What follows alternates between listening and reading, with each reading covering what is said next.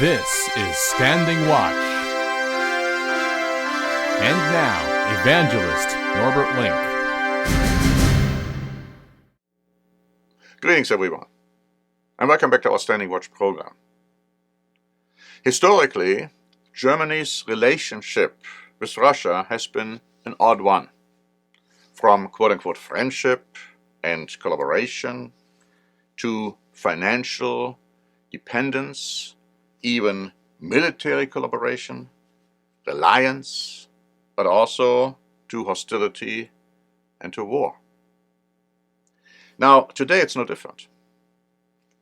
Germany's current appeasement strategy is based in part on economic dependency from Russia. Nothing can show this more clearly than Germany's conduct in the present conflict with Ukraine. I'd like to read to you from an article by Thomson Reuters, dated January 14.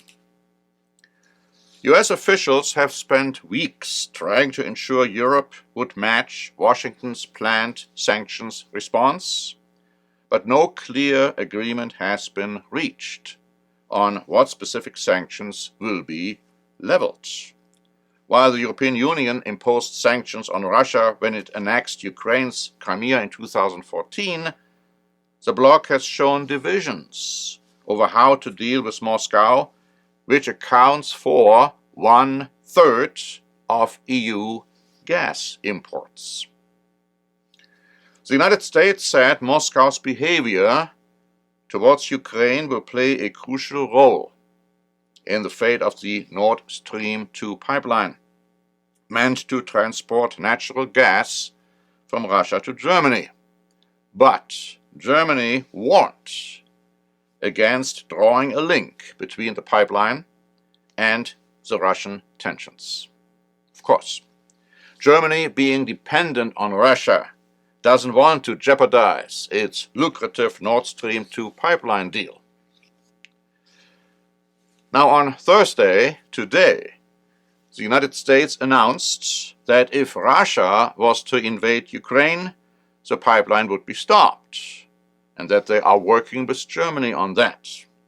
Now, Germany has in no way confirmed that, and it's highly doubtful that they would agree to such an outcome. The Daily Mail wrote on January 19. At the heart of the dispute is Nord Stream 2, Russia's new gas pipeline running from Russia to Europe across the Baltic Sea, built, filled with gas, but not yet approved for operation. If and when it is switched on, the pipeline will prove vital for German industry and heating the country's homes. Poles and Lithuanians still remember how their ancient independence was signed away by Germans, Austrians, and Russians as far back as the 18th century. We in Western Europe should not forget how Britain and Moscow have benefited from collecting at our, that is, the British expense, they said. Siemens, Mercedes, along with a host of other big German companies, also profit from exports to the Russian market. And this winter's fuel crisis has exposed how dangerously dependent Germany already is on Russian gas. Europe is once again being rocked by soaring inflation, and now haunted by the prospect of a new German-Russian axis. You will remember that one prior to World War II.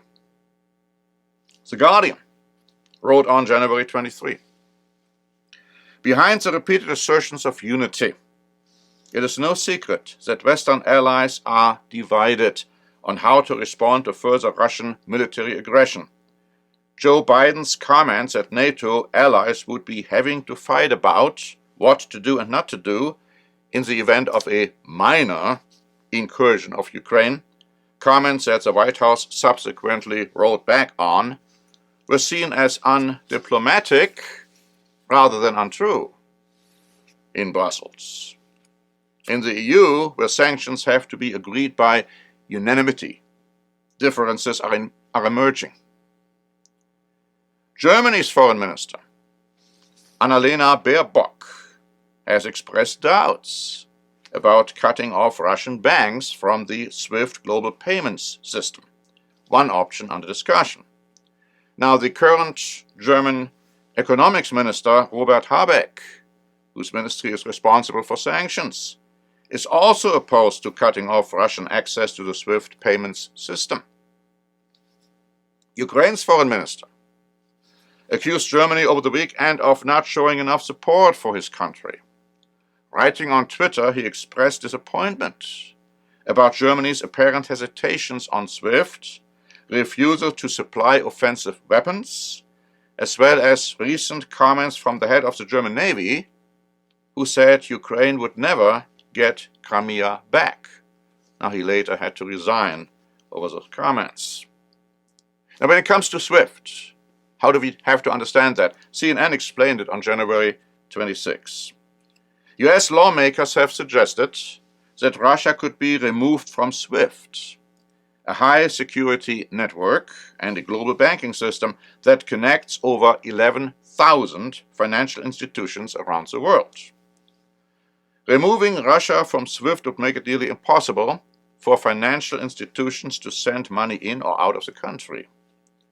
Senior Russian lawmakers have responded by saying that shipments of oil, gas, and metals to Europe would stop if that happened.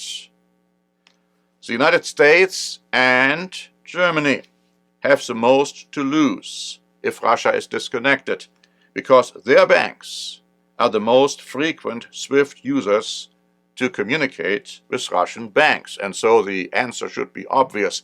Russia is not going to be disconnected from SWIFT. It's not going to happen. Deutsche Welle wrote on January 19, Germany has declined to join allies such as the United States and the UK in shipping weapons to Ukraine. Germany's foreign minister, the Greens' Annalena Baerbock, has made expressions of solidarity with Ukrainians, but rejected its latest request for weapons deliveries. She said, "We are not sending weapons into dangerous countries," which is a joke, because listen to this, according to the article by Deutsche Welle. Germany remains one of the world's top arm producers and exporters, with sales increasing 21% from 2016 to 2020. Its largest customers were South Korea, Algeria, and Egypt. Ukrainian officials were most recently asking for warships and air defense systems. Germany's responsibility should apply to the Ukrainian people, who lost at least 8 million lives during the Nazi occupation of Ukraine, Ukrainian's ambassador to Germany has said. And so now Germany wants to send 5,000 helmets to Ukraine. But Ukraine had asked for 100,000 helmets. And so their response was, that's a joke. And Poland wondered out loud whether Germany was supporting the wrong side. Now, Germany not only refuses to send weapons to Ukraine, but also prohibits other European countries which have bought weapons from Germany to send their weapons to Ukraine. The Guardian wrote on January 26. Germany, and to a lesser extent France, are in danger of dividing from the US and the UK. In Britain, the Foreign Secretary Liz Truss has been openly critical of Germany for leaving itself so dependent on Russia for energy, and Berlin's recent refusal to allow Estonia to send German-manufactured arms to Ukraine.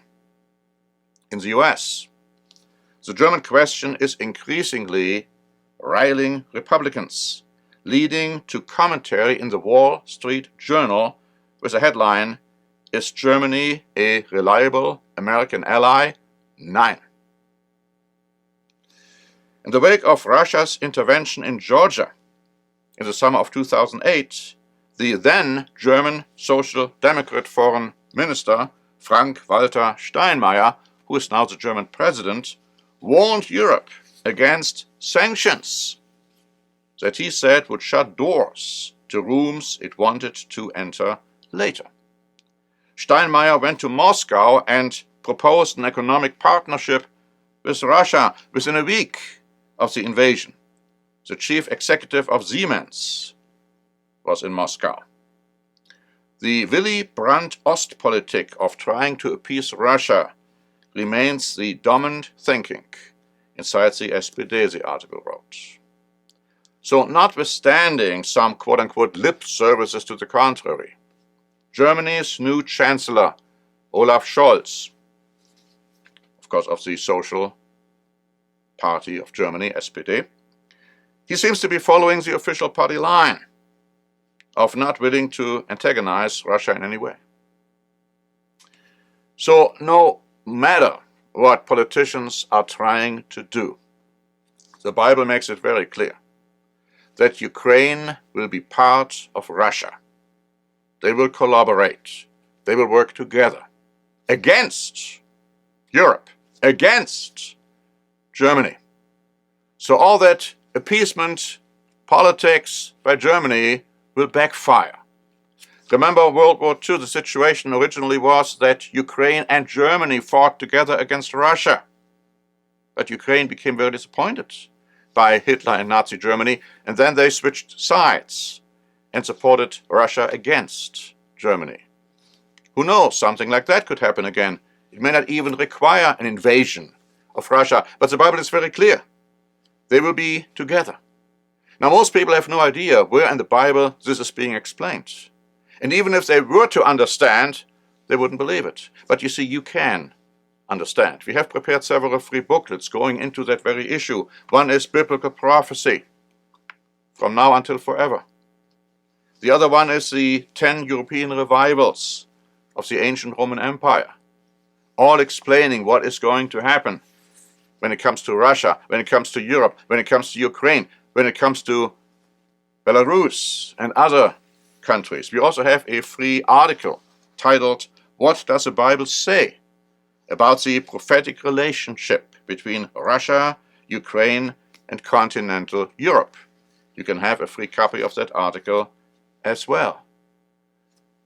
There will be devastating consequences for an ill-conceived politic, which at this point is being used by Germany as it has been using it in the past. And you know what happened in the past? Something very similar will happen in the not-too-distant future. Thank you very much for listening. This is Norbert Link for the Standing Watch program.